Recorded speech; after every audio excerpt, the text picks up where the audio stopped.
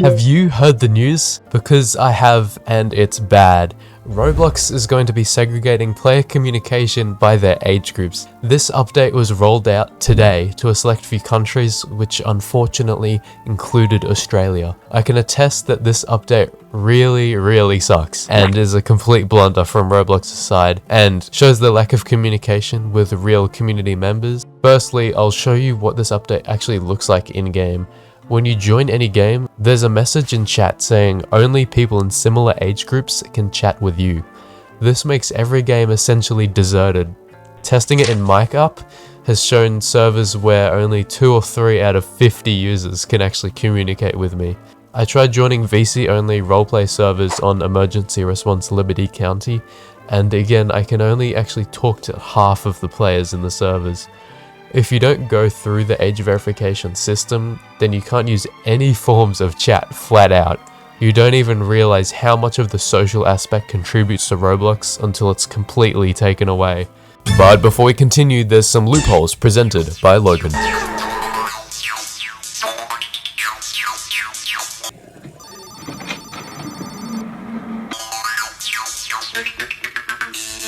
Hello everybody, it's the Big L.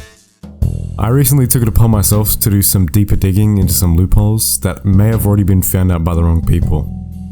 I was playing around in the studio when I figured out something pretty big with regards to how individuals may be able to bypass the system. And to much surprise, the formula is actually really simple.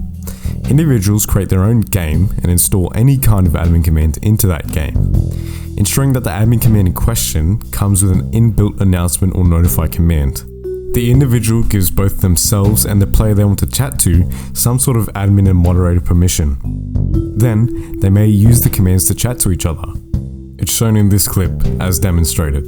And already into this update, we have found loopholes that raise eyebrows. Its inevitability is something that I always questioned since the news came out. How much time until there's a break in the wall? This update will be affecting almost every single game on the platform and is likely to damage the player bases of many communities if it is to be implemented in all countries. I also just don't think Roblox is a good company to give your personal data to. Roblox is outsourcing all of the biometric data and facial scanning systems to an AI company called Persona.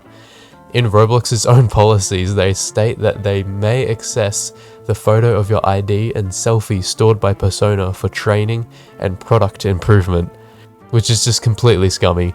Every single image you give Roblox of your likeness can and will be used to train AI systems. This just shouldn't be a normalized practice among such large corporations, as we're talking about hundreds of millions of users providing this data as a requirement to simply chat. This system isn't something you can simply opt out of unless you are willing to forfeit all communication on Roblox. You will own nothing and be happy. On a recent interview with Roblox CEO David Baszucki, he doesn't even deny that they are choosing to spend less money for AI moderation systems instead of more on human-centered moderation. That is to do it with better and better AI models. Would you pick that? Yeah. Good. So you're aligning with what we did. High five. But I've also been covering social networks. Thank you for supporting. Thank you for supporting our Roblox decision matrix. But wait, it gets worse. Yes, there are ethical problems in their decision making, but there are also trust issues that just cannot be ignored. Keep in mind that you are giving biometric data or government issued IDs to Roblox. Not a lot of people know this, but there have so far been 2 major data breaches in Roblox. One in 2015, which affected over 50,000 users, and another that was leaked this year with data from 2023, which contained the information of 71,000 accounts.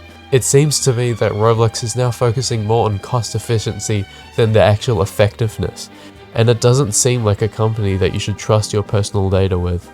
So I'm not feeling very optimistic. Why is Roblox doing all of this now though? I mean, this issue has been around forever, and only having an exponential amount of growth proportional to the platform's own growth.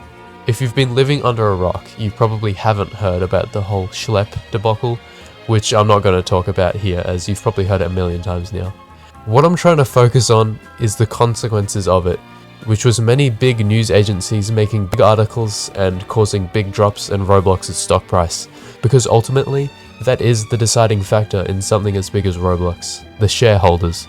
Only adding on to the fact that David Baszucki is probably scrambling to make sure he doesn't lose his hold on the big boom of shareholders that started around April this year, as Roblox's stock price hadn't really changed since 2022. It explains why he's been pushing online dating and upping the age range for the platform anyways. Now we've scheduled an exclusive interview with our local New Zealand resident, one of the 3 countries that have this update rolled out currently. Connor, how has your experience been with the new update? This shit sucks ass. Thank you, Connor, for this exclusive interview as our local New Zealand resident. Back to you, me. Now, the backlash for this whole update has been immense, with some really good replies to Roblox's main tweet. Green Logo Cats made a really good point about what the implications could be of the system backfiring, giving a hypothetical of if a young person exploits the system to get into the 18+ age range, or the opposite, where an older person manages to get into servers with only young children. It'll allow them to chat explicitly with those groups. What would happen then? Flamingo's meme that he tweeted sums this up really well, as what could stop people from just using filters to appear older or younger. One of my friends literally experienced this. He is 17, his face cam simply just didn't work when he tried, so he had to use his ID, which misread it and thought he was 22. Making rules harder to break just isn't going to dissuade criminals from doing illegal things. You should instead be focusing on actually catching those criminals. I'm sounding like a communist talking about how bad this corporation is interacting with their community. All this update is doing is pushing more people off platform, naturally, as if this update is rolled out in all countries, not everyone can even use the same text chat together, and more people are just going to be forced into Discord to chat with other people. There's a really good video talking about this by Barney Hunter 12, where he goes into more depth with Roblox's role-playing communities and interviewing some major community owners. I highly recommend checking it out, and it will be in the description of this video. Athos is a developer who owns a game called Titanic SOS.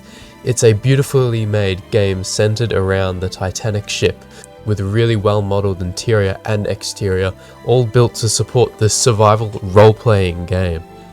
This game obviously needs you to talk to have a fun experience, and this is what Athos had to say when Roblox announced their new policy. "This is awful. My games rely heavily on communication, and these new policies will wipe out my player base. I, and many other developers, could lose our livelihoods over this. Listen to us, the developers.